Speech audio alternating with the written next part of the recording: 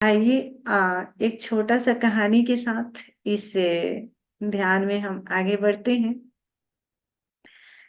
मैं एक छोटा सा कहानी पढ़ रही थी।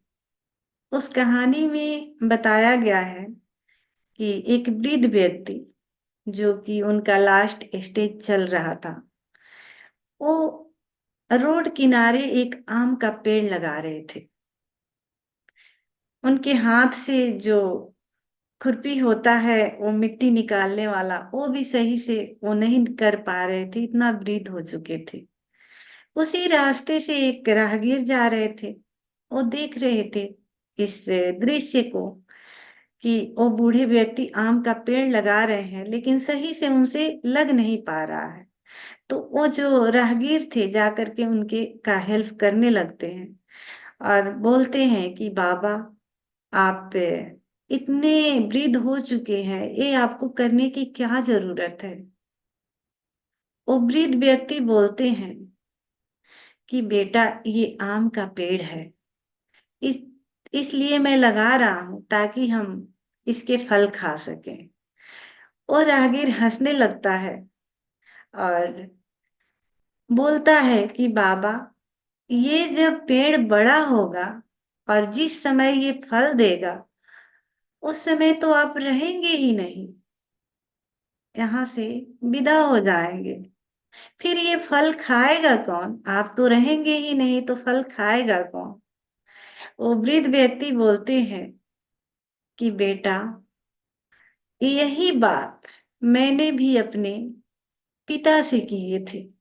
हमारे पिता ने हमें जवाब दिया कि मैं ये सोचने लगूं कि मैं रहूंगा ही नहीं, मैं ये फल खाऊंगा ही नहीं, तो आज मुझे जो मेरे बाप दादा ने लगाए हैं वृक्ष, और उसका फल मैं खा रहा हूं, वो मुझे नसीब नहीं होता, वो फल मुझे खाने को नहीं मिलता। आज उन्होंने जो पेड़ लगाए थे, उस पेड़ का फल मैं खा रहा हूं, मुझे खाने को मिल रहा है। उन्होंने अगर नहीं लगाया होता तो शायद मैं नहीं खाता।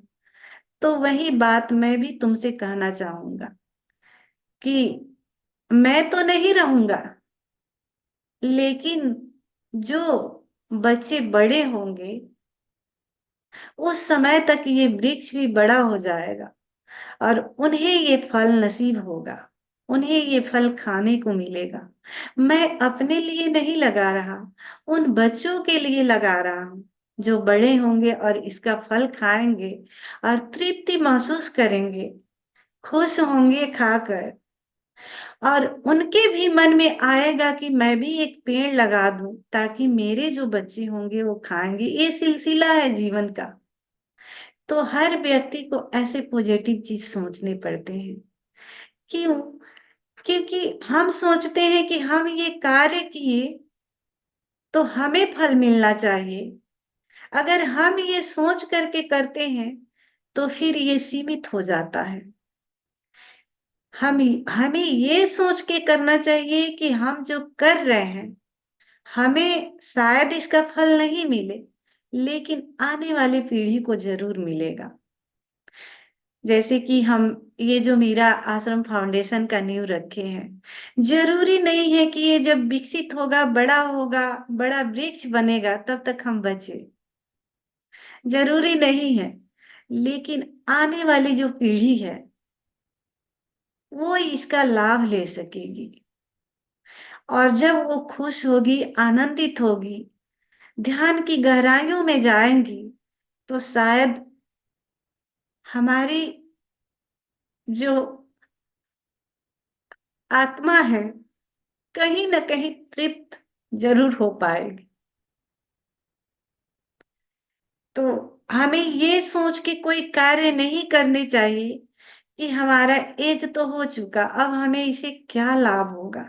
अगर हर व्यक्ति यही सोचते रहेगा कि हमें क्या लाभ होगा, तो फिर आने वाले पीढ़ी के लिए वो कुछ देकर नहीं जा सकेगा, कुछ भी देकर नहीं जा सकेगा, यानी इस संसार का विकास होगा ही नहीं। तो हमें अपने लिए नहीं, हाँ, कभी कभी होता है कि हम जब करते हैं तो करने में ही हमें मिल जाता है।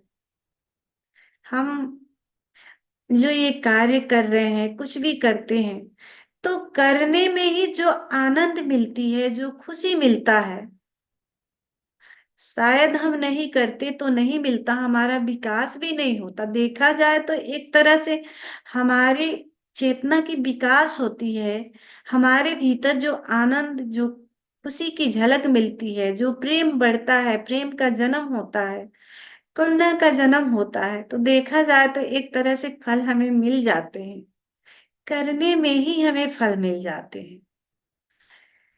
तो हर व्यक्ति को एक पॉजिटिव सोच रखना चाहिए, स्वयं के लिए नहीं, औरों के लिए भी हमें सोचना चाहिए। तो आइए इस ध्यान को अब हम यही विराम देते हैं, और हमारा मीटिंग होगा, जो जो भी संचालक बनेंगे इस ऑनलाइन मेडिटेशन के, तो ऐसे ही आपको कहानियां सुनने पड़ेंगे, यूट्यूब से कहीं कहीं से पढ़ने पड़ेंगे, बोलने पड़ेंगे, हमें सुनाने पड़ेंगे, ताकि एक माहौल क्रिएट हो।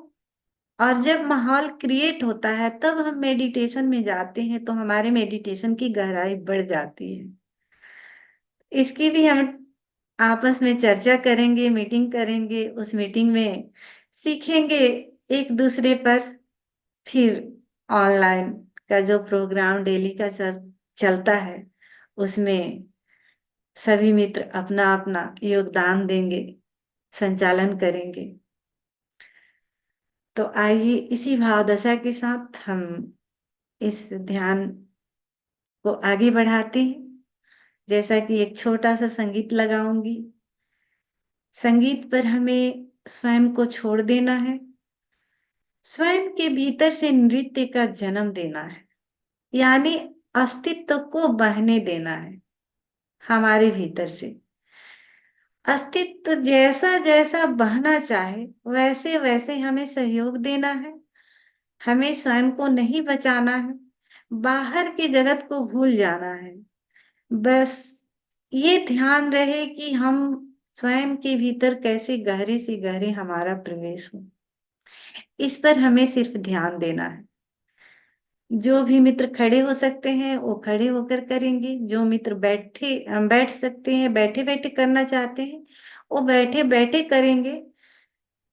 जैसा कि हमने उस दिन भी बताया था कि नृत्य भी माध्यम बन जाता है हमारे शरीर में, और हमारी जो चेतना में जो गैप हम महसूस कर पाते हैं उसके लिए। तो हम अगर सच में बचाते हैं तो उस चीज से भी हम वंचित रह जाते हैं।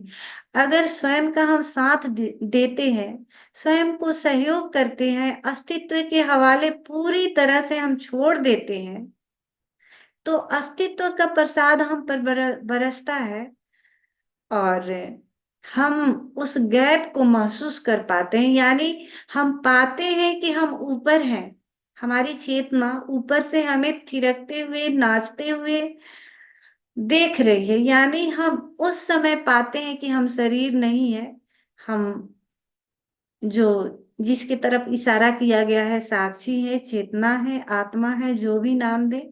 शरीर अलग है, वो डांस कर रहा है, डांस यानी नृत्य कर रहा है, थिरक रहा है, झूम रहा है। हम तो अलग हैं, ये आप फील कर पाए।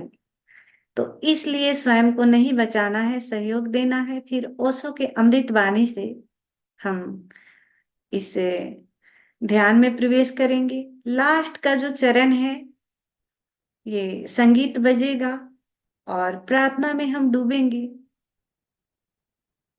पूरे भाव से भरे हुए, प्रेम से भरे हुए हमें इस प्रार्थना में डूबना है। अस्तित्व को धन्यवाद देना है कि तूने हमें इतना अच्छा मौका दिया, इतना सुंदर जीवन दिया, इतना सुंदर शरीर दिया। आज हमारी आंखें खुली तो तुम्हारी कृपा की वजह से खुली, नहीं तो शायद हम सुबह उठ भी नहीं पाते। हम हमें एक नया जीवन दिया, इसके लिए मैं तुम्हें धन्यवाद करता हूँ। मुझे तूने दाता बहुत कुछ दिया है, तेरा शुक्रिया है। तेरा शुक्रिया है। इस संगीत के साथ हम ध्यान को विराम देंगे। तो सभी मित्र खड़े हो जाए। मैं संगीत लगाती हूँ, संगीत पर स्वयं को नहीं बचाएंगे।